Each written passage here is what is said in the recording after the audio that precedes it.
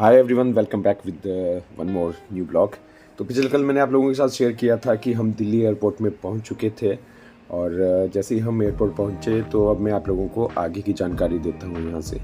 तो एयरपोर्ट पर पहुंचने के बाद आप लोगों को सबसे पहले सिक्योरिटी चेक करवाना पड़ता है। जब आपका सिक्योरिटी चेक हो जाता है तो उसके बाद आप लोगों को ज़रूरत है बोर्डिंग पास लेने की। और बोर्डिंग पास लेने से पहले सबसे पहले मैंने यहाँ पर वेट करवाया अपने लगेज का, क्योंकि मुझे अलाउड था 30 केजी और हैंड बैग में रहता है 7 केजी। बाकी एयरपोर्ट पर आप लोग देख सकते हैं भीड़ भड़ाका काफ़ी ज़्यादा लगा हुआ है, डिफरेंट डिफरेंट नेशनलिटी के लोग भी हैं।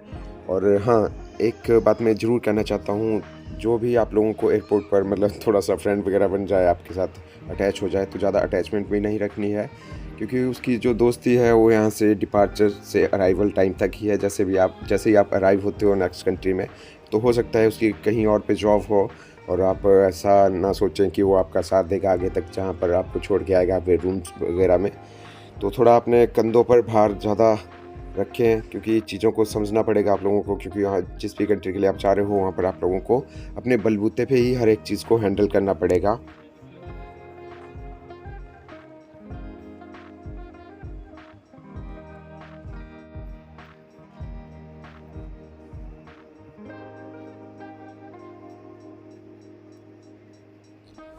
बाकी आपको मैं यही रेकमेंड करना चाहता हूँ कि आप एयरपोर्ट पर पहुँच जाएँ 2 घंटे पहले ही, जब भी आपका डिपार्चर टाइम है।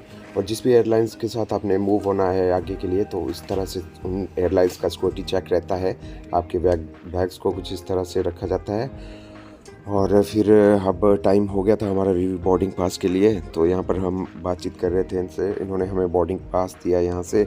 फिर आपको आगे बोर्डिंग पास जो है वो सक्सेसफुली करना पड़ेगा, और फिर उसके बाद आपको इमिग्रेशन भी करवाना पड़ता है। तो बहुत ज़्यादा भीड़ हो जाती है एयरपोर्ट पर।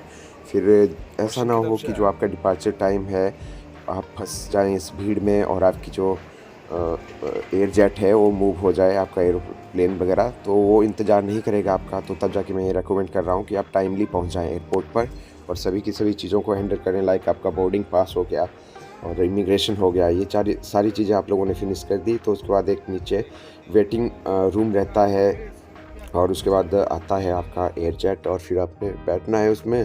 बाकी एयरलाइंस वाले भी काफ़ी अच्छे से हैंडल करते हैं हर एक चीज़ों को। आपकी यहाँ पर हेल्प करेंगे ही करेंगे बंदे। आप किसी से भी पूछ सकते हो जिस भी चीज़ में आप लोगों को डिफ़िकल्टी महसूस हो रही हो। और जाने से पहले हमने ये कुछ यहाँ पे खाया, क्योंकि भूख लग रही थी थोड़ा थोड़ा हमें। हाँ, और एक इम्पॉर्टेंट बात मैं आप लोगों को बता देता हूँ, जो आपका लगेज रहता है, अगर आपने उससे कुछ चीज़ लेनी हो, कोई इम्पोर्टेंट चीज़ उसमें आपकी है, तो बोर्डिंग पास से पहले आप उस चीज़ को निकाल दें अपने लगेज से और अपने हैंड बैग में ले लें उसको। जब आपका बोर्डिंग पास आपके पास हो जाएगा, तो उसके बाद ये जो आपका लगेज है ये एयरलाइंस के पास चला जाता है। फिर ये आपके जो एयरलाइन जिसमें आपने मूव होना है वहाँ पे भी नहीं होता, ये आपको डायरेक्ट एयरपोर्ट पर ही मिलेगा। जहाँ पर आप जा रहे हो, जिस कंट्री के लिए जा रहे हो, उसी देश में मिलने वाला है। तो ये कुछ इंपॉर्टेंट चीज़ थी। बाकी हैंड बैग में आपने रखना है, लाइक अपने मोबाइल को रख सकते हो, बैटरी बैंक को रख सकते हो। कुछ एयरलाइंस बैटरी बैंक को लेकिन अलाउ नहीं करती है, आप इन्फॉर्मेशन ज़रूर ले लेना एक बार। बाकी अपने लैपटॉप को रख सकते हो, और एक दो सूट मैं बोलता हूँ रख लो आप, जैसे आपकी टी शर्ट्स हो गई, शॉर्ट्स हो गई, क्योंकि जो भी जिस कंट्री के लिए जा रहे हो सकता है कि वहाँ पे आपको एयरपोर्ट से मूव होने को थोड़ा सा टाइम लग जाता है। अगर आपने चेंज करने हो वहाँ पे क्लोथ्स वगैरह, तो आप कर सकते हो इसलिए। तो मैंने तो सिर्फ ओनली बेसिक सा ही रखा था अपने हैंड बैग में इस तरह से। बाकी पूरा लगेज में था सामान मेरा। बाकी जो लगेज है उसका वेट भी आप लोग ज़रूर करवा लें मूव होने से पहले, क्योंकि जितना आपको अलाउ है आप सिर्फ उतना ही लेकर जा सकते हो। अगर एक्स्ट्रा हुआ तो आपको ज़्यादा चार्ज आगे मतलब पे करने पड़ेंगे पर केजी के हिसाब से। तो मैं भी वरीड था, क्योंकि मेरा जो लगेज था मुझे बहुत भारी सा महसूस हो रहा था। अब कुछ थके भी हुए थे दिल्ली में, मतलब थक जाता है बंदा यार, आप समझ सकते हो इन बातों को। तो तब जाके शायद मुझे मतलब ज़्यादा भारी लग रहा था, लेकिन नहीं, मेरा कम ही था। मतलब 20 केजी तक का लगेज मैं लेकर आया था, और 7 केजी मुझे अलाउ था अपने हैंड बैग में। वैसे टोटल तो मैं आप लोगों को बता चुका हूँ, 37 मुझे अलाउ था।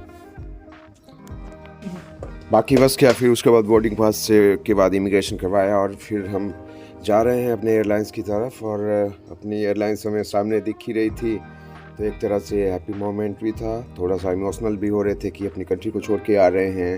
बाकी पेरेंट्स वगैरह सभी रिश्तेदारों वगैरह से मैंने कॉल की, बात की, तो थोड़ा मैं भी इमोशनल हो गया था। एक्चुअली वो भी क्राई कर रहे थे, तो फिर मैंने उन्हें समझाया कि ऐसा नहीं हूँ, मैं अकेला जा रहा हूँ, दुनिया जा रही है बाहर। तो इस तरह का मोमेंट रहता है ये हर एक इमिग्रेंट्स के लिए। तो आप बात कर लें जाने से पहले अपने फैमिली से, उनको भी थोड़ा-सा मतलब तसल्ली हो जाएगी कि आप अच्छे हो, सेफ़ हो। बाकी जैसे ही एयरपोर्ट पर आप पहुंचते हो, जिस कंट्री के लिए आप मूव हो रहे हो, तो वहाँ से भी इंटीमेट करें। और हाँ, मैं ये भी चीज़ भी रेकमेंड करना चाहता हूँ, जो भी आप यहाँ पे एयरटेल यूज़ कर रहे हो या जियो यूज़ कर रहे हो, तो आईएसडी पैक एटलीस्ट 10 डेज़ का लेकर चले ही चलें, क्योंकि फिर वहाँ पर आप लोगों को दिक्कत हो सकती है, क्योंकि आपके पास ना इंटरनेट होगा। वैसे इंटरनेट तो मिल जाता है एयरपोर्ट के बाहर, जो मेट्रो है जो आपको आपके लगेज तक पहुँचाएगी, क्योंकि लगेज आपके साथ नहीं है, आपके साथ ओनली आपका हैंड बैग ही है। लगेज के लिए आपको मेट्रो से जाना पड़ेगा और वहाँ पर एक लगेज जॉन होती है, वहाँ पर अवेलेबल हो जाता है, आप लोगों को मिल जाता है वो। तो ये देखिए ये अब हम यहाँ से मूव होने वाले हैं इंडिया से, और अब पहुँच जाएंगे हम दूसरे कंट्री में। तो अब हम जा रहे हैं सीधे अपनी डायरेक्ट एयरलाइंस में। तो बढ़ते हैं एयरलाइंस की तरफ। और लकी चीज़ ये रही कि मुझे विंडो सीट मिल गई, लेकिन मैंने एयरलाइंस से पहले पता किया था कि मैं इसमें अगर विंडो सीट के लिए अप्लाई करूं तो मुझे कितना चार्ज करना पड़ेगा। तो वो मुझे 500 से 600 रुपीज़ कुछ ऐसा बोल रहे थे, तो मेरे 600 रुपीज़ भी बच गए और लकीली मुझे विंडो सीट भी मिल गई।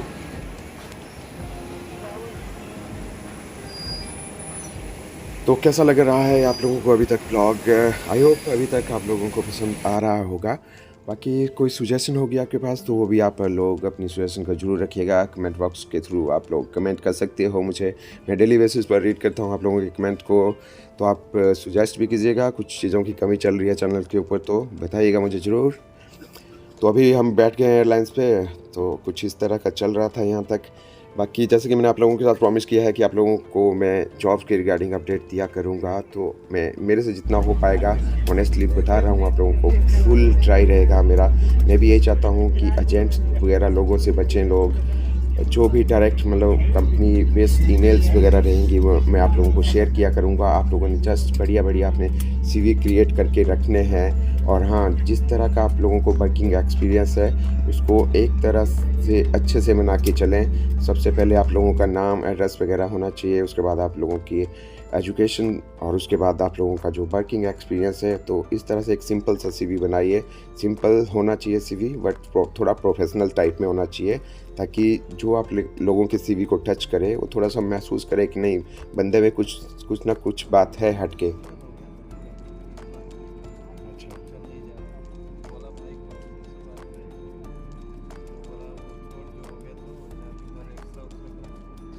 बाकी रात के टाइम अगर आप सफ़र कर रहे हो तो आप लोगों को कुछ भी देखने को नहीं मिलेगा, जस्ट आप लोग काले आसमान को ही देख सकते हो। अगर मॉर्निंग के टाइम या दोपहर के टाइम आपका डिपार्चर है तो तब आप आसमान में बादलों के अच्छे सुंदर ब्यूटी दृश्यों को कैप्चर कर सकते हो अपने कैमरा में। बाकी उतना ज़्यादा तो दिन में भी नहीं रहता है, जस्ट थोड़ा सा ही रहता है। जितना एक्साइटमेंट होती है कि भाई मुझे विंडो सीट मिल गई, उतना वो बस की तरह नहीं रहता है, क्योंकि हमारा तो नाइट का था, तो नाइट को जब बस काला आसमान ही दिख रहा था। लेकिन जैसे हम अपनी डेस्टिनेशन के बिल्कुल नियर पहुंचने ही वाले थे तो वहाँ से कुछ सुंदर वाले नज़ारे भी हमें देखने को मिले। तो अभी मैं दिखाऊंगा आप लोगों को, आगे यूं ही कंटिन्यू बने रहेगा इस वाले ब्लॉग में।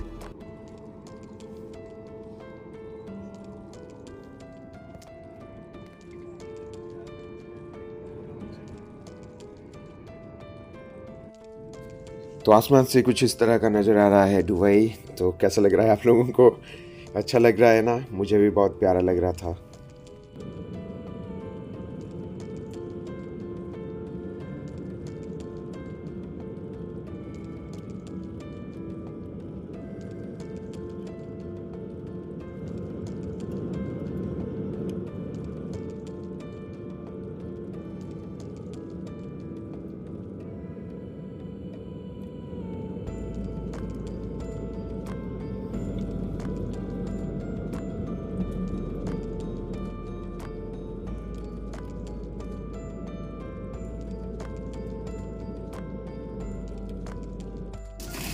आसमान से दुबई की 2 बड़ी-बड़ी इमारतें हैं, वो देखिए कितनी छोटी-छोटी सी नज़र आ रही है और बट चमक बहुत सुंदर रहा है दुबई। और हाँ, ये बात भी है जो यहाँ पे ट्रांसपोर्टेशन की जो लाइट्स वगैरह हैं, वो इतने अच्छे से नीट एंड क्लीन है और बढ़िया तरीके से बनाई हुई हैं कि आसमान से जब देखते हो आप एयरलाइन से, तो बहुत ही प्यारा और सुंदर दृश्य आप लोगों को देखने को मिलता है, कुछ इस तरह का जैसे कि आप लोग देख रहे हो अभी मेरे साथ इस वाले ब्लॉग में।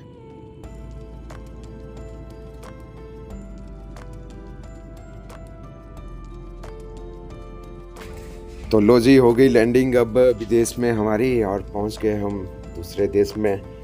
बाकी अब यहाँ पे भाई कुछ ना कुछ करेंगे ऐसा, अपने माँ बाप का नाम ख़राब नहीं करेंगे, कड़ी से कड़ी मेहनत करेंगे, पैसा भी अर्न करेंगे, बाकी एक बढ़िया सा करियर बनाने की कोशिश भी करेंगे। तो अब एयरपोर्ट से इमिग्रेशन वगैरह करवाने के बाद, यहाँ पर भी इमिग्रेशन होता है जब आप लोग एयरपोर्ट पर पहुँचते हो, तो अपना वीज़ा दिखाना पड़ता है, इमिग्रेशन करना पड़ता है।